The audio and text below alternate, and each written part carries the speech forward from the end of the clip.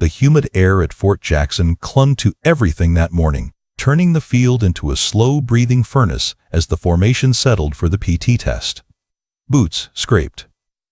Cadence murmurs died off. And in the middle of that restless quiet, Staff Sergeant Logan Hensley let out a sharp laugh that cut straight through the ranks. "So this is the one asking for a medical modification?" he said loudly, pointing his thumb toward a lone woman standing slightly behind the line. "What happened, Lawson? Paper cut too deep?" A few soldiers chuckled under their breath. Others shifted, unsure whether to join in or stay silent. Specialist Mia Lawson didn't move. Her coat was zipped halfway, one hand resting near her ribs like she was holding something in place. Sweat traced down her temples, but her expression never changed. Calm, unreadable, distant. Hensley stepped closer, raising his voice. "Come on, Specialist. Everyone else here's ready to work." "What's your excuse?" More laughter. A few heads turned fully toward her now, expecting her to snap, defend herself, say something, anything. But she didn't. Not a word. Not a flinch. She kept her eyes on the horizon, breathing slow, refusing to give him even the satisfaction of a glance. And somehow, her silence made the moment tenser than any argument could have. Before we begin, make sure to subscribe to Military and Veteran Stories so you never miss these true tales of courage. And tell us in the comments, where are you watching from today? Specialist Mia Lawson had been at Fort Jackson for barely 3 weeks, and already most people had formed an opinion of her: quiet, distant, unremarkable. At 28, she carried herself with the stillness of someone twice her age, like every movement was measured, deliberate, and softened by experience she never talked about. Her small build and calm posture made her easy to overlook in a crowd of louder, bulkier soldiers, and that alone was enough for many in the formation to underestimate her before she ever opened her mouth. She rarely did. Mia spoke only when spoken to, answered only what was necessary, and spent most of her days slipping between training blocks like a shadow. She ate alone at the edge of the dining hall, not in a dramatic or withdrawn way, but with the quiet certainty of someone who simply preferred silence. During PT, she kept her focus inward. During downtime, she drifted toward the far corners of any room, sitting where walls met, where she could see entrances and exits without ever saying why. But the people who paid close attention, very close attention, saw things others didn't. They noticed how her hand sometimes hovered unconsciously near her ribs, fingertips brushing the side of her torso like she was checking a wound only she could feel. They caught the slight flinch she tried to hide whenever someone shouted unexpectedly during drill commands. They saw the faint wince she buried every time she twisted her body too far left, as if something beneath the fabric of her uniform pulled in a way it wasn't meant to anymore. Most soldiers chalked it up to nerves or weakness. Only Mia knew the truth, that she was still healing from an incident overseas that she hadn't spoken about since returning home. Months earlier, she had been a medic attached to a forward medical support detachment operating in eastern Afghanistan, deep in the mountains where supply lines were long and danger was never more than a ridge away. Her team relied on her for more than medical skill. They trusted her judgment when rounds cracked overhead, trusted her steadiness when blood soaked through uniforms, trusted her voice when panic threatened to take over. Among those who served with her, Mia Lawson wasn't quiet. She was composed. She wasn't distant. She was focused. She wasn't fragile. She was the person you prayed was beside you when the unthinkable happened. But that history hadn't followed her to Fort Jackson. Here, no one had seen what she'd endured. No one had watched her stabilize a wounded corporal while rounds kicked up dirt around her. No one had seen her running uphill with another soldier slung over her shoulders, refusing to stop even after shrapnel tore through her side. All they saw now was a new medic, soft-spoken, reserved, with a medical modification request on file. Here, she wasn't the medic who fought through fire to keep her team alive. Here, she was the quiet new one with excuses. And Staff Sergeant Logan Hensley embodied everything that made that label dangerous. Hensley was the kind of soldier who filled a room the moment he walked in. Big voice, bigger ego, disciplined to perfection, and proud of it. He ran his platoon with the confidence of someone who believed hardship built character, and anything less than absolute physical ability was a sign of poor commitment. Injury? To him, that was just another word people used to get out of work. Pain? Good push through it. Modifications? That was for soldiers who shouldn't have enlisted in the first place. Where Mia Lawson moved with quiet restraint, Hensley moved with booming certainty. Where she watched and listened, he judged and acted. Where she hid her trauma behind silence, he masked his insecurities behind volume and swagger. Their collision was never a matter of if, only when. Because Hensley believed every soldier should earn their place loudly, through muscle, grit, and force. And Mia Lawson was a reminder that some battles aren't shouted through.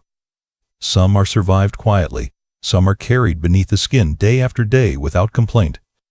Hensley didn't understand that kind of strength, not yet. But he would. Warm-up should have been routine. Push-ups, light jogging, stretches along the packed dirt track as the sun climbed higher over Fort Jackson. Sweat darkened uniforms, breath came in steady bursts, and the morning air filled with the familiar rhythm of boots and cadences. But instead of calling out reps, Staff Sergeant Logan Hensley seemed more interested in putting on a show. "Some people shouldn't wear the uniform if they cannot keep up," he said loudly, not bothering to hide where his eyes were aimed. A few heads turned toward Mia without shame this time. Earlier, it had been quick side glances, small smirks. Now, after his first round of mockery, soldiers felt bolder. The line of bodies stretching across the field seemed to shift just enough to leave Mia exposed, no longer shielded by the anonymity of the formation. Mia rolled her shoulders carefully as she stretched, feeling the familiar tug under her ribs. The motion was small, just enough to loosen the tightness, but every movement reminded her that the wound was still there, stitched deep into muscle. She focused on her breathing and fixed her eyes on the pull-up bars at the far end of the field, as if staring at the metal could quiet the noise around her. Behind her, a soldier chuckled. "Maybe she thought this was a desk job," he muttered. Another voice chimed in. "She looks like she would blow away in a strong wind." The laughter grew more open, less cautious. The mood shifted from curious to openly judgmental, like the entire formation had silently voted Mia as the acceptable target of the day. After all, she had given them a reason, they thought. A medical modification? For PT? On a base full of healthy soldiers, that was all some people needed to label her. Mia swallowed, kept stretching, and said nothing. Hensley jogged back and forth along the front of the group, eyes scanning his soldiers, but his attention kept drifting back to her. The more she refused to react, the more it seemed to bother him. Loud men rarely knew what to do with quiet walls. "Lawson!" he barked, stopping near her line. "You good back there, or are we going to lose you before we even start?" She finished her shoulder circle, let her arms drop to her sides, and met his eyes for the first time that morning. "I am fine, Staff Sergeant," she said, voice even. He arched a brow. "Yeah?" "Because from where I am standing, the only thing heavier than that coat of yours is the stack of excuses in your file." There was a sharper laugh that time, like the platoon had been waiting for a punchline and finally got one. A couple of soldiers folded their arms, leaning back to watch. Others exchanged quick looks, torn between joining the mockery and wanting to keep their distance from it. Mia resisted the urge to touch her ribs. She could feel the sweat already forming along the scar, the faint throb just under the surface. Instead, she kept her hands at her sides and focused on keeping her breathing steady. "It is in my medical file, Staff Sergeant," she replied quietly. "You have access to it." He stepped closer, close enough that she could smell the mix of sweat and dust on his uniform.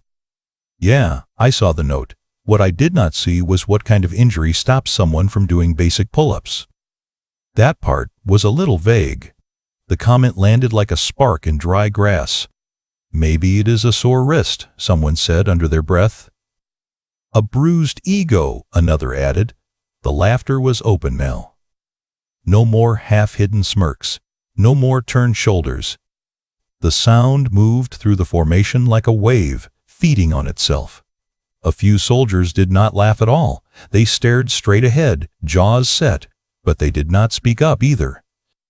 Silence could be its own kind of permission.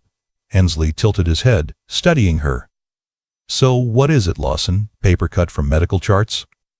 Tripped on a treadmill? What exactly are we protecting here? Mia looked past him, toward the pull-up rig and the rope climb beyond it. The layout of the course felt familiar in a way that had nothing to do with Fort Jackson. Lines of obstacles. A path you had to follow whether you wanted to or not. The only way out was through.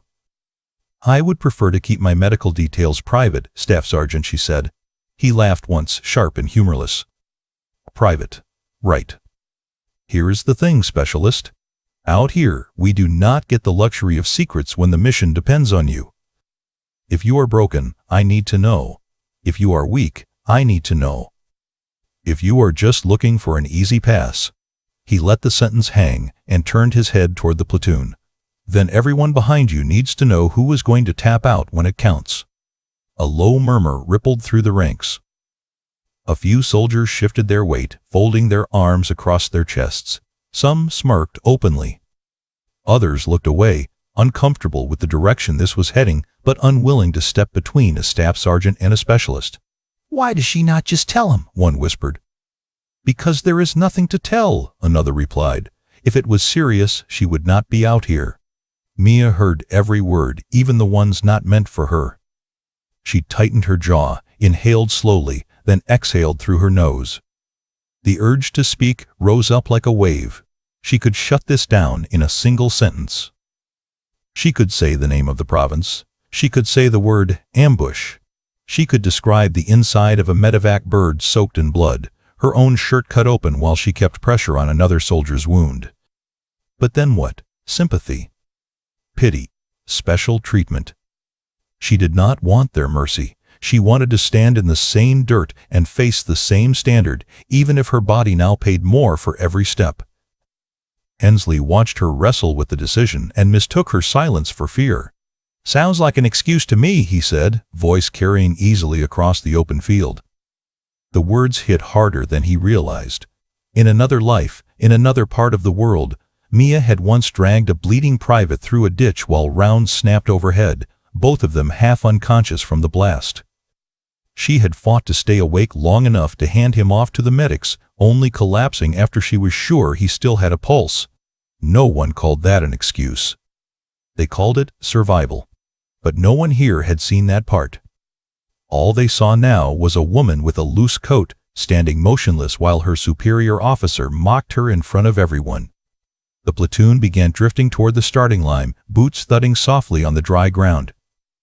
Hensley moved with them, but when Mia stepped to follow, he shifted sideways and blocked her path. It was casual enough that he could pretend it was accidental, deliberate enough that everyone caught it. "Hold up, Specialist," he said. "You still did not answer my question." She looked up at him, not angry, just tired. "With respect, Staff Sergeant, my injury is already documented. I am not trying to get out of anything. I am here, same as everyone else."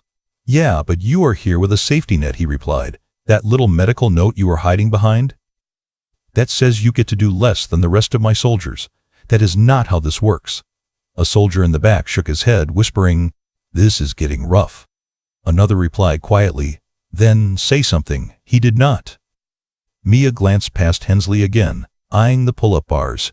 The first 10 reps would chew straight through her left side. She knew that. She also knew that if she leaned too far into the modification, if she pulled back too early, every word Hensley had thrown would stick to her like wet sand.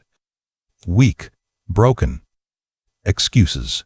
"I requested a modification because my doctors recommended it," she said, her voice low but firm. "That is all." Hensley frowned. He was not used to pushback delivered without attitude or anger. He knew how to handle defiance. He knew how to crush open hostility. But this quiet, steady refusal to give him what he wanted, that unsettled him more than he would admit. He turned his head so the rest of the platoon could hear him clearly. "Let me make something real clear," he announced. "Anyone hiding behind paperwork today is going to fail with style. I do not care what some doctor wrote.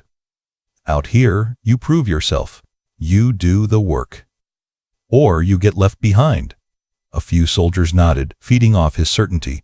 Others shifted uncomfortably, eyes moving between Hensley and Mia, sensing something off but unable to put it into words. There was an unease in the air now, something heavier than simple teasing. The line between leadership and bullying had begun to blur. Mia's heart pounded harder, not from fear of the course, but from the pressure of all those eyes.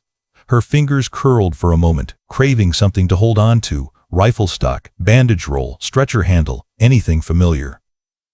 Instead, she found only the edge of her coat, fabric damp with sweat where it brushed against her side.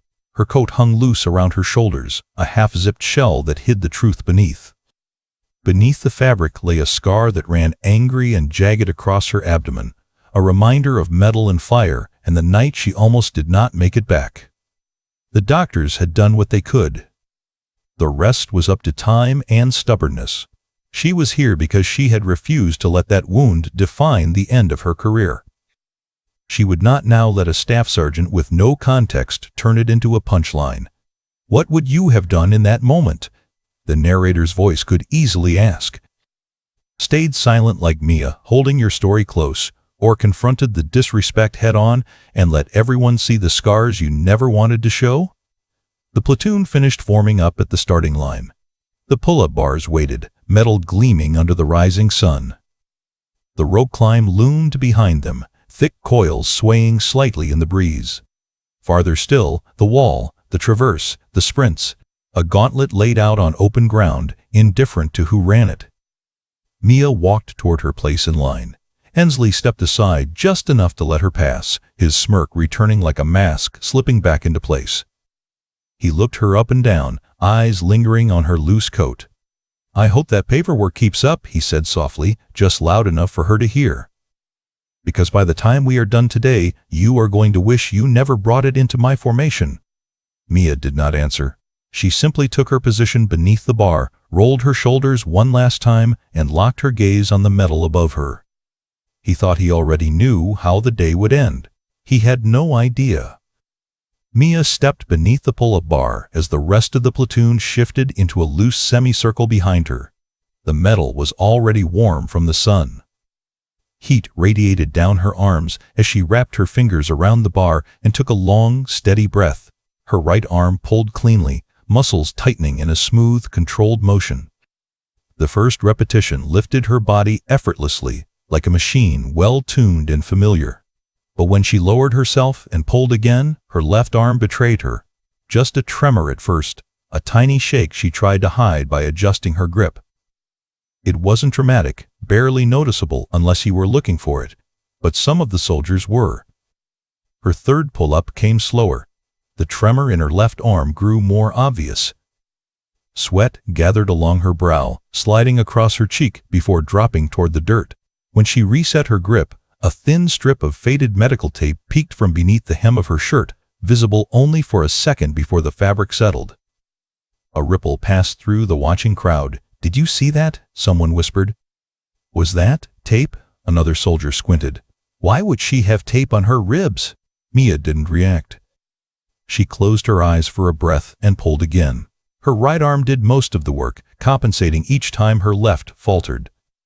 She didn't swing her legs or break form. She refused shortcuts. Instead, she used technique, core strength, and sheer grit to lift herself inch by inch.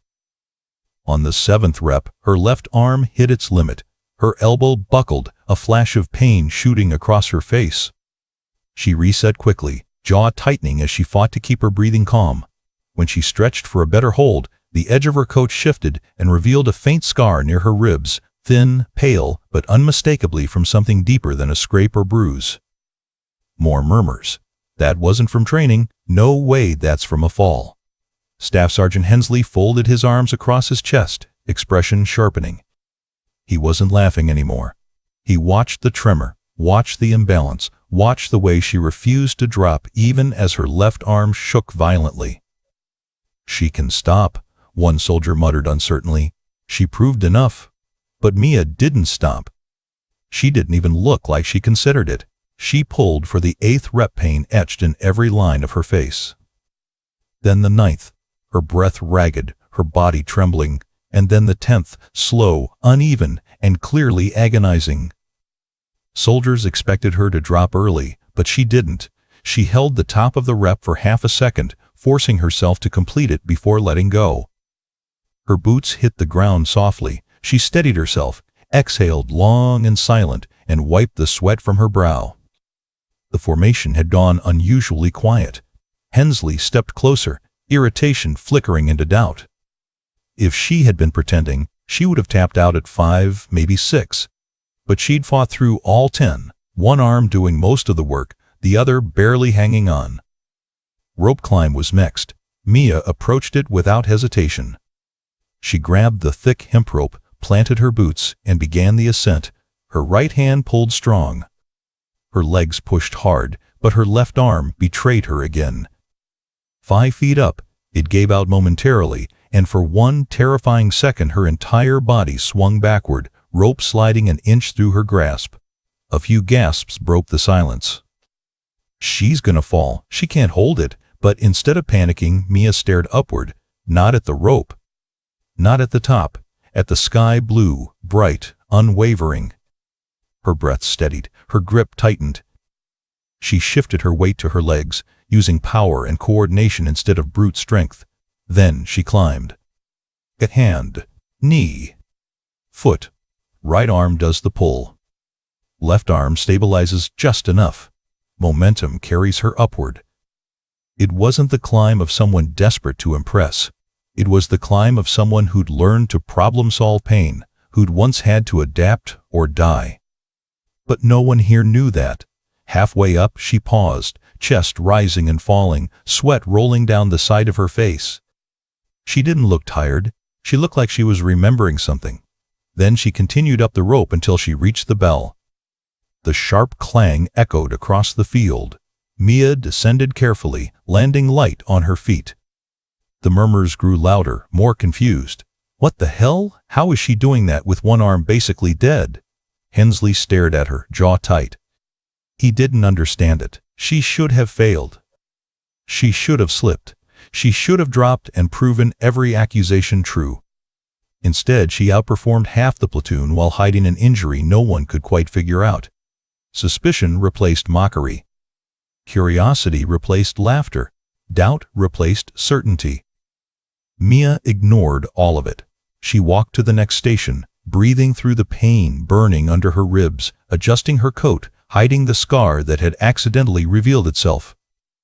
Every step was careful, deliberate, measured. Every event that followed was the same story in different shapes. Walls climbed using momentum instead of raw strength. Traverse grips shifted to protect her left side. Sprint intervals executed with explosive leg power to avoid torque on her torso. She wasn't the strongest soldier there, but she was the smartest fighter on that field. And the clues kept stacking. A missing name tape patch. A faint line of fresh medical tape. A hidden scar. A coat she refused to take off, even as sweat darkened the seams. What happened to her? Someone muttered behind their hand. No one had answers. Not even Hensley. He watched her finish the last obstacle with a mix of frustration and dawning concern. Every instinct in him said she should have quit. If she were lying, if she were weak, she would have tapped out long ago. But she hadn't. She hadn't made a single excuse, hadn't asked for help, hadn't stepped back once. Whatever she was hiding, it wasn't fear. Mia walked toward the next station, coat still hanging loose around her shoulders, her past sealed beneath it. She offered nothing, explained nothing. She kept her wound hidden, her history private, and her silence unbroken. And now the question hung heavy in the air, unspoken, unsettling. What kind of soldier fights through that kind of pain without saying a word? By the time they reached the wall, the air felt heavier, like the morning had been stretched too long. The wooden structure rose ahead of them, tall and simple, an 8-foot board with nothing to grab but the top edge and your own determination.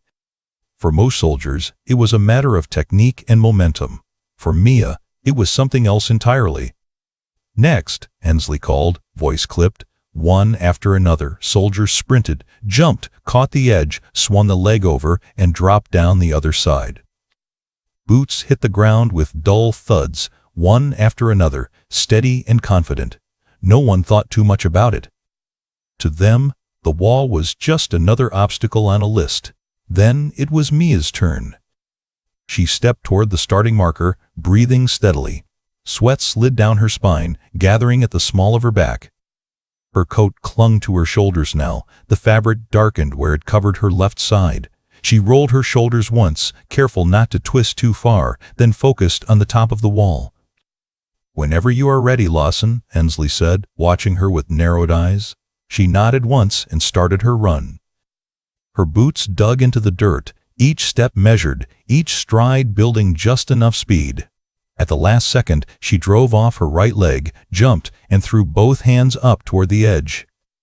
For a heartbeat, she was weightless, suspended between earth and wood, her right hand hooked cleanly over the top. Her left did not. The instant her left arm took weight, white-hot pain ripped through her side. It shot across her ribs, stabbed deep into muscle that had never fully healed. Her fingers slid, her grip faltered, and her body pitched backward. For a split second, the whole formation sucked in the same breath. Hensley moved faster than he realized. Instinct kicked in before judgment did. He stepped forward, hand halfway out, as if he could somehow catch a falling soldier from several feet away. His eyes widened, seeing her weight shift away from the wall, seeing the moment where gravity almost won. Then Mia's right hand slammed down. Her palm smacked the rough wood hard enough to burn the skin. She dug her fingers in, pulled with everything she had, and dragged her body forward instead of letting it fall. Her boots scraped against the wall, searching for purchase, until the toe of one boot caught on a crack. She levered herself up, right arm bearing nearly all the load, teeth clenched so hard her jaw ached. A sharp gasp broke from the platoon, louder than any joke had been. For just an instant, the hem of her shirt rode up as she fought for leverage. Beneath the fabric, something dark had soaked through the bandages taped across her abdomen. Red-brown and wet, it had spread out from a central point, seeping into the cloth like old rust waking up. "Is that blood?" someone whispered. Another voice answered, low and shaken. "No way, it cannot be." She would not be out here. But the stain was clear, not sweat. Not dirt. Mia did not look down. She did not dare. She locked her eyes on the top of the wall and refused to think about anything else. Her left arm hung close to useless, fingers clinging just enough to keep balance. Her right arm did the rest, hauling her up inch by inch. Her muscles screamed. Her side felt like it was tearing open again. She went anyway. With a final grunt of effort, she swung a leg over the top. Her body folded briefly, her head hanging as she caught her breath. Then she eased herself down the other side and dropped to the ground. Her landing was not graceful, knees bending deeply, shoulders dipping, but she stayed on her feet. Her breath came in short, rough bursts. Her hand pressed instinctively against her coat for a fraction of a second, fingers feeling the warmth spreading beneath. The platoon stared, caught between disbelief and something uncomfortably close to guilt. Hensley's jaw clenched. He saw it, the stain. The way she grabbed her side without meaning to. The way her left arm dragged slightly, no longer pretending to be useful. He knew now that something was wrong, seriously wrong. But pride is a powerful muzzle. He swallowed whatever words had tried to crawl up his throat and forced his face back into something neutral. If he admitted concern aloud now, he would have to confront everything he had said before. He would have to face the fact that he had spent the morning mocking a soldier who might actually be hurt. So he said nothing. "Move to the next station," he called instead, voice sharper than before. Mia did not argue. She straightened as much as she could and walked toward the sprint lanes, each step carefully placed. The edges of her vision fuzzed slightly at the corners, her heart hammering harder than it should have. Every time her boot hit the ground, the impact sent a small shock through her abdomen. The sprint intervals were supposed to be a break for most soldiers. Short bursts, quick recoveries, a chance to show off speed. For Mia, it was both blessing and curse. Running did not torque her left arm, did not pull at her shoulder. But every stride jostled her ribs, every acceleration tugged at the wound beneath the bandage. "Line up," Hensley ordered. "Give me everything you have." They set themselves at the starting line. Dust hung low over the track, warmed by the sun but still cool enough to sting when kicked up. A few soldiers glanced sideways at Mia, seeing the way her hand hovered near her side but did not touch it now, as if she was trying not to draw attention. "On my mark," Hensley said. 3, 2, 1, go. The line exploded forward. Mia drove off her right leg, letting muscle memory take over. The track blurred beneath her, the air moving past her face in hot streams. She focused on the rhythm. Inhale, exhale, foot strike, repeat. Pain gnawed at her, but she refused to let it dictate her pace. Half the platoon expected to see her fall behind. Instead, she pulled ahead. She passed one soldier, then another, then another. Her strides were slightly shorter than they used to be, but each one was deliberate, efficient. She carried no wasted motion. By the time they tore through the halfway mark, Mia was leading nearly half the field. Someone shouted from the back, breathless. "How is she out front?"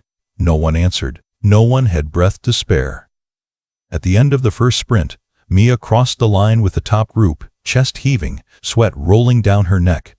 She bent forward slightly, one hand on her knee, the other hovering above her ribs as if she were afraid to press. "Back to the line," Hensley called. They went again. And again. Each time, Mia's face grew tighter, her lips pressing into a thin, determined line. The stain beneath her shirt spread further, the dark patch becoming more noticeable each time the fabric clung to her. But she did not slow. Even when her legs trembled with fatigue, she forced them to move. One more sprint. One more push. One more proof that she belonged here. By the final interval, many soldiers were dragging, shoulders slumped, lungs burning. Mia was right there among them, but she refused to be the first to break. When the last whistle blew, she crossed the line in the middle of the pack, not first, not last, but undeniably present. As they staggered toward the next obstacle, more than a few eyes lingered on her shirt. No one said anything. The traverse wall loomed ahead, a horizontal challenge this time, not vertical. A long wooden structure lined with handholds and footholds, forcing soldiers to move sideways without touching the ground. Grip strength, balance, core control, all of it demanded. Mia stared at the wall and flexed her fingers, testing the strength left in her hands. Her right hand still obeyed without complaint. Her left felt like it belonged to someone else, numb in some places, sharp and electric in others. Every time she curled her fingers, a nerve fired along her side, reminding her that she was still stitched together more by stubbornness than by healing. "Sane rules," Hensley said. "Touch the ground, you fail. Clear it, you pass." Simple. It was not simple for her. Every soldier there could see that now, even if they did not know why. Mia stepped up to the starting foothold. She placed her right foot, then her left. Her right hand reached for the first grip, fingers wrapping securely. Her left hand followed, not as steady, not as strong. She inhaled, exhaled, then began moving. Sideways. One hold at a time. Right hand leading, left hand following. Her boots moved in a slow pattern beneath her, trading purchase on narrow ledges. The first few feet went smoothly enough. Her training took over, her body remembering obstacle courses from earlier years, before Afghanistan, before the blast, before bandages and scars and medical notes that felt more like accusations than records. Her right arm did most of the pulling, guiding her forward. Her left tried to keep up, but every hold hurt. The muscles along her side screamed, begging her to stop. She ignored them. Halfway across, the pain flooded her vision. Her left hand grabbed the next hold and simply refused to close. Fingers curled weakly, slipped, found nothing to anchor to. Her weight shifted the wrong way. Boots scraped against the wood. For an instant, her body sagged downward. Her feet brushed the ground. Rules said that was it. Once you hit the dirt, even for a second, the event was over. You dropped, accepted failure, and walked away. Mia felt the dust against her soles, knew exactly what that contact meant. She could have let go.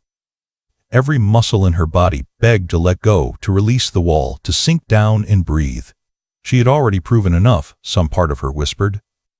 But another part of her, The same part that had refused to leave a wounded soldier behind in a ditch answered back with a hard no. She was not done.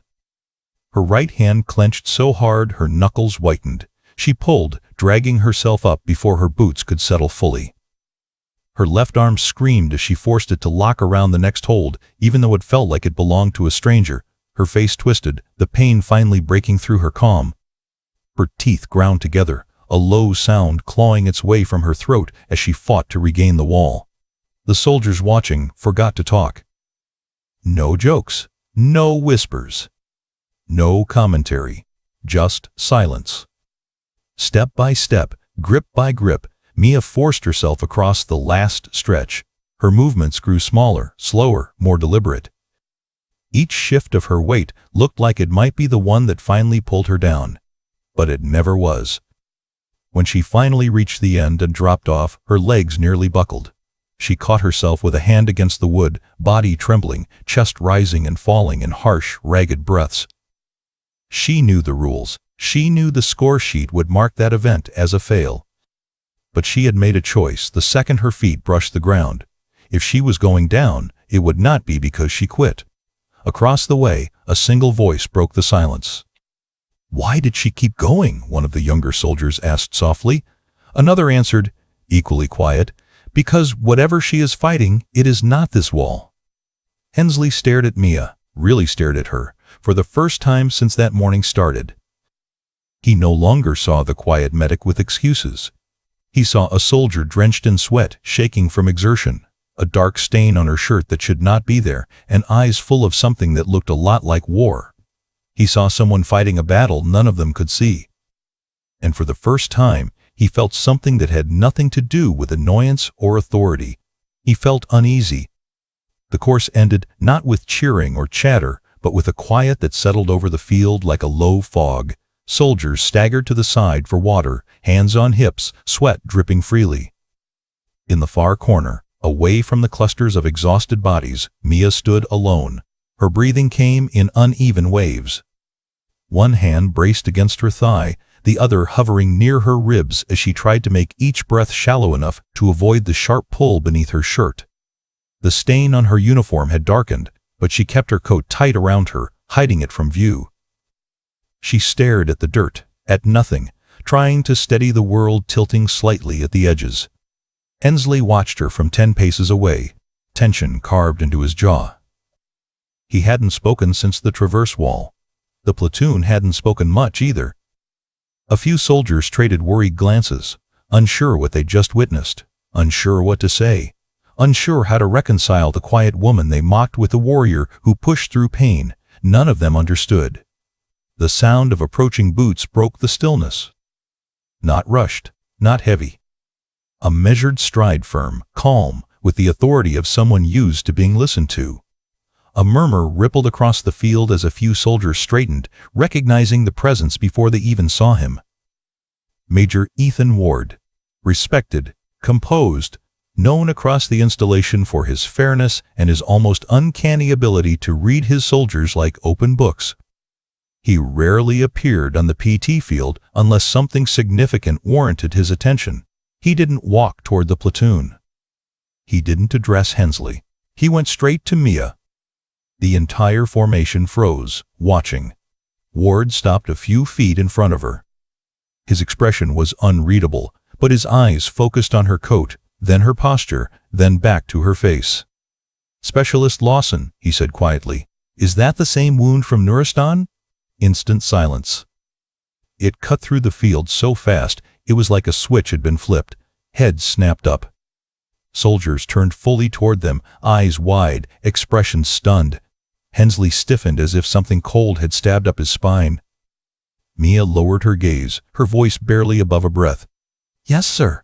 Ward exhaled slowly, a sound that carried not disappointment, but something far heavier, respect.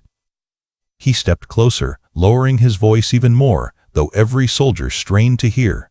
"I read the report," he said. "You kept 2 wounded soldiers alive under enemy fire while bleeding out yourself." Gasps rippled through the platoon, sharp and involuntary. A few hands dropped from water bottles. 2 soldiers exchanged horrified looks, as if replaying every joke they had made that morning. Someone whispered, "She what?" Mia swallowed and pulled her coat tighter around herself, uncomfortable with the eyes burning into her. She didn't want this attention. She didn't want her history dragged out like a banner. She had spent months trying not to relive that night, and now it stood in the open, exposed like the wound beneath her clothes. Ward turned his head toward the group, and when he spoke again, his voice carried across the entire field, calm, controlled, but sharp as a blade. "She carried a man 300 meters uphill with a torn abdomen," he said, "under fire, with 2 shrapnel wounds of her own. If she asks for a medical adjustment, she has earned it." Every soldier went still. Every joke died, every assumption shattered. Hensley's face drained of color, his mouth opening slightly before he caught himself. The man who had spent the morning mocking her now stood frozen, staring at Mia as if seeing her for the very first time.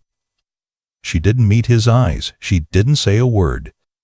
She simply stood there, quiet, breathing through pain, coat wrapped around a wound that was no longer a secret. And for the first time since the day began, no one doubted her. No one questioned her. For the first time, they understood. Major Ward stood beside Mia, his expression calm but carrying a weight that made every soldier straighten unconsciously. The silence stretched across the field, no wind, no shuffling boots, no lingering laughter. Just the raw, heavy quiet of people realizing they had misjudged someone standing right in front of them. "Mia," Ward said softly, his tone almost gentle, "remove your coat." Her head snapped up, eyes wide for the first time that morning. "Sir, this isn't to expose you," he said quietly. "It's so they understand." She hesitated. Her fingers curled around the fabric, gripping the edge like a lifeline. Removing the coat meant revealing what she had protected for months, what she had hidden from strangers, doctors, even herself on the worst days. It wasn't embarrassment she feared. It was memory. Ward waited, giving her space but not letting her retreat. Slowly, painfully slowly, Mia unclasped the front and pulled the coat open. The formation felt the moment like a punch. Her shirt beneath was soaked in places where sweat had mixed with old blood. The bandages taped across her abdomen were darkened, edges peeling. The wound beneath wasn't some faint discoloration or small scar. It was a brutal, jagged line that crossed her ribs like a mark carved by fire itself, stitched in uneven sections, swollen in others, still angry and healing. Fresh. Real. Undeniable. The kind of wound no one should be climbing, sprinting, or even lifting with. And yet, she had completed every event. Not perfectly, but with a stubborn will that made some of the strongest soldiers in the unit feel suddenly small. Someone in the back whispered, "Oh my God," before another soldier hushed him. Every murmur died instantly. The field became absolute stillness. Hensley stepped forward without realizing it, boots dragging slightly in the dirt. He stared, not with disgust, not with pity, but with something far more difficult to carry, shame. His voice shook as he spoke. "Ma'am, I didn't know." Mia looked at him, eyes soft but tired. "You weren't supposed to," she said. No anger. No resentment. Just truth. Ward's posture straightened. His voice lifted, becoming sharp, formal, commanding. "Platoon attention." Dozens of boots snapped together in perfect unison. Ward turned toward Mia, his back straight, chin raised. "Specialist Lawson," he said, "you have demonstrated courage and dedication that most soldiers never have to imagine." Then he lifted his hand and saluted her. The sight hit the platoon like a shockwave. A major saluting the specialist, for her strength, for her silence, for the scars she carried without ever asking for recognition. One by one, soldiers followed. Some saluted immediately, with crisp precision. Some hesitated, overwhelmed by guilt. A few lowered their eyes as they raised their hands, unable to meet her gaze. Hensley was the last. He stood rooted in place, conflict twisting across his features. He was a man built on certainty, a man who prided himself on reading soldiers, on knowing weakness when he saw it. Now he had realized, too late, that he had misread her entirely. Slowly, painfully, he brought his hand up in a salute. It wasn't crisp. It wasn't confident. It trembled.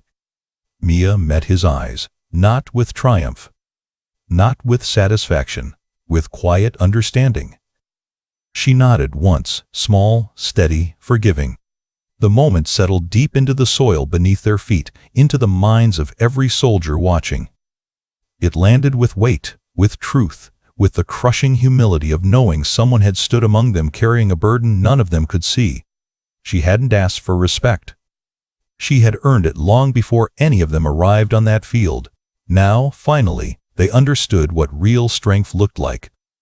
And it looked nothing like the loudest voice in the formation. Mia walked slowly across the training field, the heat pressing gently against her as the adrenaline finally faded. Her coat hung over her arm now, no longer used as a shield. The air brushed against the bandages beneath her shirt, cool and stinging, but the pain felt distant background noise compared to everything she had just carried through. As she made her way toward the barracks, soldiers shifted aside for her without a word. No orders. No commands. Just quiet respect. Some lowered their heads when she passed. Others managed a small nod, an acknowledgement of what they now understood. One young private stepped back instinctively, as if unsure he deserved to walk the same path. Mia didn't hold their reactions against them. They had learned something today, something she hoped they would carry long after she was gone. Halfway to the barracks, she heard heavy footsteps behind her. Hensley. He slowed as he approached, the usual authority drained from his posture. His shoulders were tense, his mouth tight. When he spoke, his voice was nothing like the loud confidence he'd shown earlier. It was quieter, steadier, almost raw. "Specialist Lawson," he said. "I owe you an apology. A real one." She stopped, but didn't turn right away. When she finally faced him, she saw the genuine remorse etched into his expression. This wasn't pride being bruised. This was a man realizing he'd crossed a line he should have never stepped near. "No excuses," Hensley added. "I was wrong." Mia studied him for a moment, then nodded. "Just treat the next quiet soldier better than you treated me." He swallowed hard and nodded back. "I will." There was no handshake, no dramatic exchange. Just truth, accepted on both sides. It was enough. When Mia reached the medical office a short while later, Major Ward was waiting for her outside, leaning against the railing with his arms crossed. His expression softened when she approached.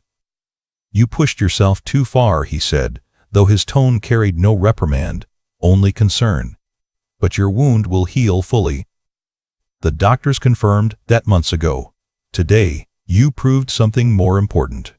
Mia exhaled, relief flickering briefly across her face. "Sir, I didn't want anyone's pity." "Mia," Ward said gently, "you will not be removed from duty, not today. Not after what you just showed out there. Standards matter, but you prove strength beyond standards. Strength most soldiers never have to find." She looked down at her hands, the faint trembles still lingering in them. She wasn't proud of the pain she endured, only grateful she had endured it. As she walked back to her barracks, the narrator's reflection eased into the moment, steady as the beat of marching boots. Courage isn't always loud. Some of the bravest battles are fought in silence. And some wounds aren't signs of weakness. They're proof of sacrifice. She reached the steps, coat still draped over her arm, chest rising slowly with each breath. The sting of her wound pulsed beneath her shirt, rhythmic and real, but it no longer felt like something to hide. Real strength isn't the absence of wounds, it's the will to keep moving despite them. There are warriors walking among us every single day, quiet, steady, unnoticed. They stand in formation beside us, sit in chow halls, jog past on morning runs, and carry burdens we may never see. Some scars rest beneath fabric and stitched seams, others live deeper, hidden behind calm eyes and disciplined silence. How many soldiers fight battles long after the dust settles? How many carry pain without complaint, choosing service over sympathy? Specialist Mia Lawson was just one reminder that the strongest people in uniform are often the ones who never announce what they've endured. They simply keep going. Keep serving. Keep showing up. And somewhere on every base, in every unit, another quiet warrior is doing the same. If you enjoyed this story, please subscribe for more military and veteran stories. These stories keep the courage alive for generations to come.